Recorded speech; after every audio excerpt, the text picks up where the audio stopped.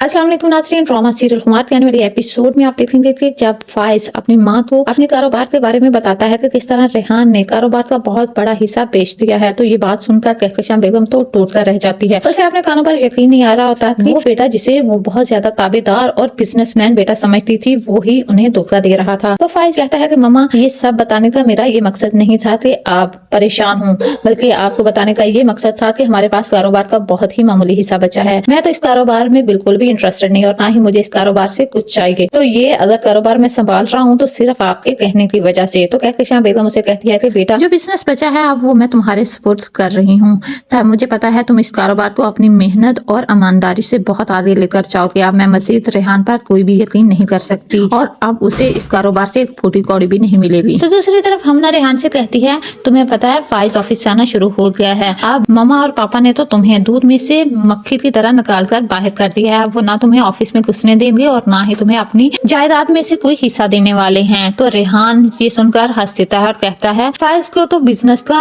अलिफ बे का भी नहीं पता। मैं भी तो देखना चाहता हूँ कि आखिर कैसे फाइज इस कारोबार को लेकर चलेगा। अब ये बिजनेस सिर्फ एक डूबती हुई कश्ती की तरह है। फाइज चाहकर भी कुछ नहीं कर पाएगा और ये बिजनेस उसके हाथ से चला जाएगा।